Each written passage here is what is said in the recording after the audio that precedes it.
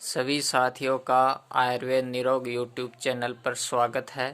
हमारे सम्मुख उपस्थित हैं वैद्य श्री विभूति नारायण जी, जो कि 35 वर्षों से आयुर्वेद पर सफल उपचार रोगियों को उपलब्ध करवा रहे हैं। तो आइए आज इनसे चर्चा करते हैं मिर्गी रोग पर। तो मैं वैद्य जी से निवेदन करूंगा कि वह मिर्गी रोग पर रोगियों के लाभ के लिए उसके आहार विहार, खान पान, रहन सहन तथा उसके उपचार के बारे में बतलाएं। जय गुरुदेव। जय गुरुदेव। मृगी रोग, ये मृगी की बीमारी बहुत जटिल होती है और इसे होने के भी कई कारण हैं। और इसे अन्य पैथियों में तो आजीवन दवा सेवन करने के लिए परामर्श दिया जाता है, लेकिन आयुर्वेद में तो ऐसी ऐसी दवाएं हैं जिसे अस्थायी रूप से ठीक किया जाता है। वैसे इसकी दवा जनरल रूप में तो जैसे है बच का चूर्ण आधा ग्राम और स्मृत सागर रस 125 mg और ब्राह्मी बटी स्वर्ण युक्त 1 गोली इसे दिया जाता है।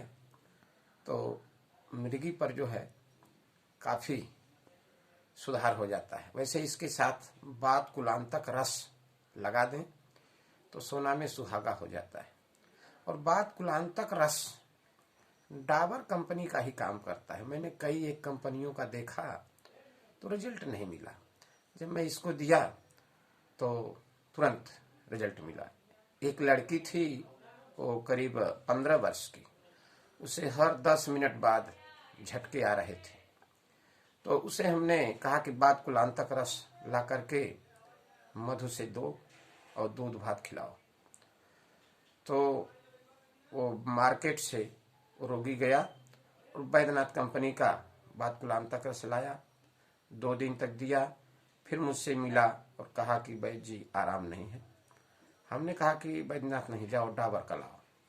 तो डाबर का लेकर के आया और उसे जब 1 गोली पीस करके शहद में मिलाकर दिया तो 15-20 मिनट में उसके झटके आने बंद हो गए और वो ठीक हो गई।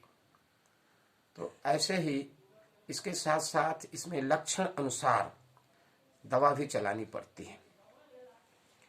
एक रोगी हमारे यहाँ आज से 20 वर्ष पहले, वो महिला थी, आई और उसे मृगी के लक्षण तो नहीं थे, लेकिन वो एकाएक बेहोश होकर के गिर जाती थी और बेहोशी हालत में ही काफी समय तक पड़ी रहती थी। तो हमने उससे पूछा कि कब्जियत, पेट का क्या हाल है। तो वो बोली कि मुझे जीवन में आज तक ख्याल है कि कभी पेट साफ हुआ ही नहीं, और इस रोग के लिए मेरे पिताजी चकिया, मुगल सराय, वाराणसी के सर्वश्रेष्ठ चिकित्सालय से भी इलाज करा दिए, लेकिन ठीक नहीं हुआ। हमने पूछा कई वर्षों से है? कि मुझे जब से ख्याल हुआ है तब से ये मुझे परेशानी रहती है, और अब तो मेरी उम्र 20 वर्ष हो गई, लेकिन फिर भी ये परेशानी लगी हुई। तो हमने उसे इंद्रायण मूल का चूर्ण और पंचसकार चूर्ण में मिला करके दिया।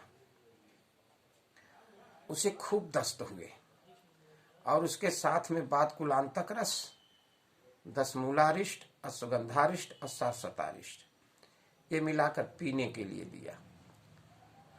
1 महीने में ही रोगी बिल्कुल ठीक हो गई। जो उसे हफ्ते 2 हफ्ते पर झटका आता था वो ठीक हो गया।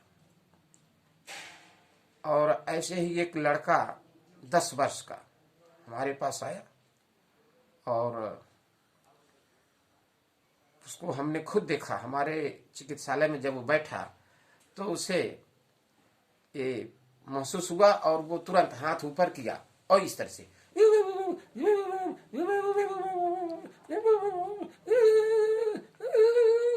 ऐसे जो है वो काफी समय तक करता रहा। मैं उसके लक्षण को देखा, फिर उसे मैं बात कुलांतक रस और स्मृत सागर रस, ब्राह्मी बटी और अपस्मारहर बटी एक हमने एक जोग बनाया था, ये मिलाकर के दिया और उसे 6 माह तक चला। दवा तो शुरू हुई तभी से उसका धीरे धीरे सुधार होने लगा। 1 महीने में काफी सुधार हो गया। 6 महीना चला, वो बिल्कुल ठीक हो गया। फिर उसके बाद उसको कोई शिकायत नहीं रही। एक महिला आई थी, वो करीब 70 वर्ष की बुढ़िया थी। उसके घर वालों ने कहा कि ये इसको झटके आते रहते हैं, तो हमने उससे पूछा कि टट्टी कैसी होती है। तब वो बतलाई कि जैसे ऊंट की मिगनी होती है ऐसे मुझे टट्टी होती है। तब उसके घर वालों से हमने पूछा कि क्या ये जब बेहोश होती हैं तो कबूतर जैसा आवाज होती है? तो आयुर्वेद सार संग्रह के अश्वकंचुक रस में ये दिया हुआ है कि मल की गांठें बंधी होने पर जिसको झटके आते हैं उसके कंठ से कबूतर के बोलने जैसी, कूंजने जैसी आवाज होती है। तो घर वालों ने कहा कि बिल्कुल ऐसे ही होता है जैसे कबूतर कूंजता है, ऐसे इनकी आवाज होती है। तो हमने उस औरत को बच अजवाइन का चूर्ण 1 ग्राम और अश्वकंचुकी रस 1 गोली, ये उसे 15 दिन के लिए सुबह शाम खाने का खुराक दिया।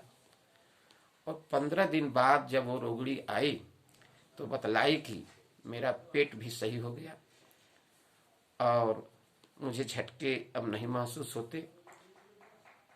फिर उसे 15 दिन का दे दिया और उतने में ही रोगड़ी आज तक ठीक है। कई बार उसके परिवार के लोग मिले, हमने पूछा तो बतलाए कि अब पूर्ण रूप से ठीक है। तो इस तरह से लक्षण के अनुसार रोगी के क्या लक्षण बतला रहे हैं, उनके अनुसार चिकित्सा करने पर यह बीमारी चली जाती है। जय गुरुदेव।